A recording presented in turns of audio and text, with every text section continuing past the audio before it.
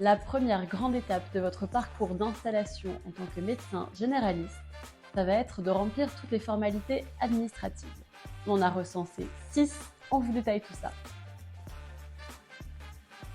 Étape incontournable, vous inscrire auprès de l'ordre des médecins.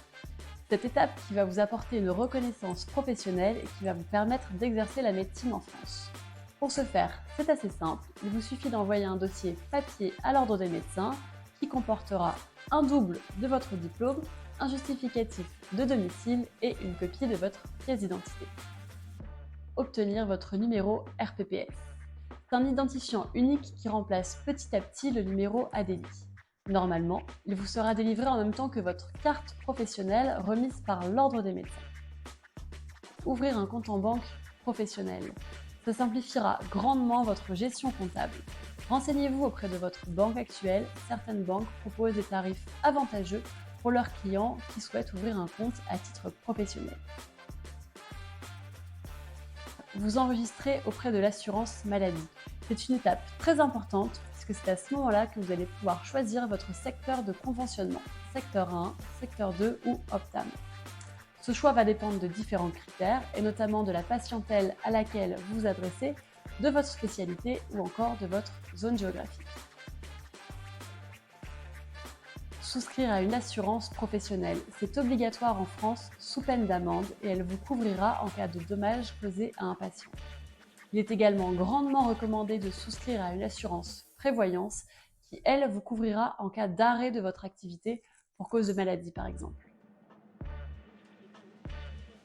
Le choix de votre statut juridique. Le statut juridique le plus répandu en France pour les médecins est l'EI, l'entreprise individuelle. Mais la SCM, Société civile de moyens, est également de plus en plus courante. Ce choix va notamment dépendre de la manière dont vous souhaitez exercer votre activité, du type de cabinet dans lequel vous voulez vous installer. Et justement, c'est notre point suivant.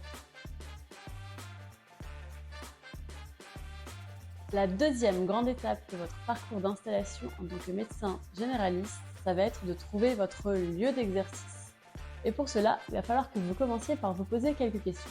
Tout d'abord, est-ce que vous l'exercez seul ou en groupe? Les deux présentent des avantages et des inconvénients. Si vous choisissez d'exercer seul, vous aurez un total contrôle sur la gestion de votre cabinet, mais potentiellement, vous serez aussi plus isolé. Si vous choisissez d'exercer en groupe, vous pourrez mutualiser les moyens et généralement, ça favorise aussi les échanges professionnels. Cette décision est très personnelle et elle dépend de votre tempérament et de vos aspirations professionnelles. Deuxième question à vous poser, est-ce que vous voulez reprendre un cabinet ou créer le vôtre? Si vous créez votre cabinet, là encore, totale liberté dans la manière de le construire.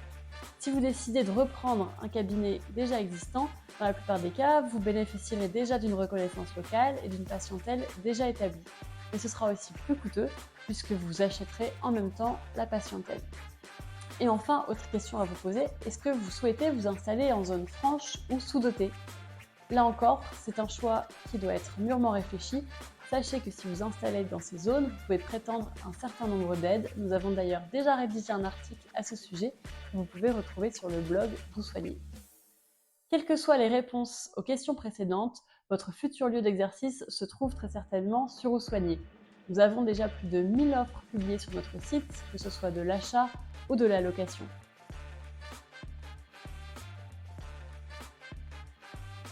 Maintenant que vous avez fait toutes les démarches administratives et que vous avez trouvé votre futur lieu d'exercice, il ne vous reste plus qu'à vous installer.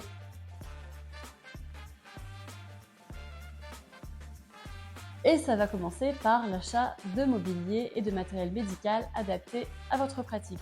C'est une étape importante puisque c'est ce qui va vous permettre de créer un cadre accueillant et professionnel pour vos patients. Petit conseil à ce sujet, renseignez-vous auprès de la commune dans laquelle vous vous installez.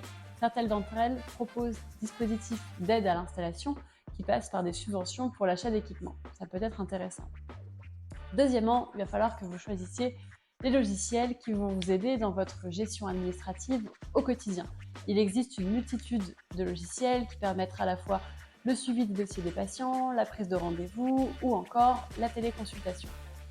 Soyez attentifs à quelques paramètres et notamment la conformité avec le RGPD, c'est important pour garantir la sécurité des données de vos patients.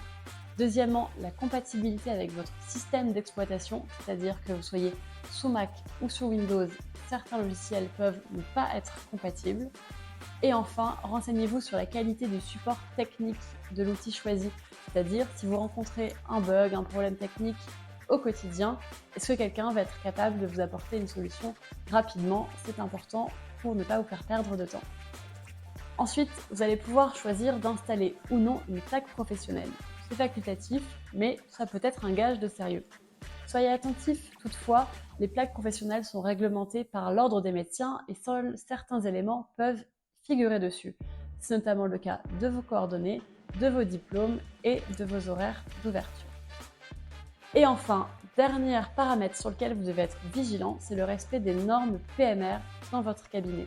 Sauf si vous êtes dans un bâtiment datant d'avant 2005, auquel cas vous pouvez bénéficier d'une dérogation.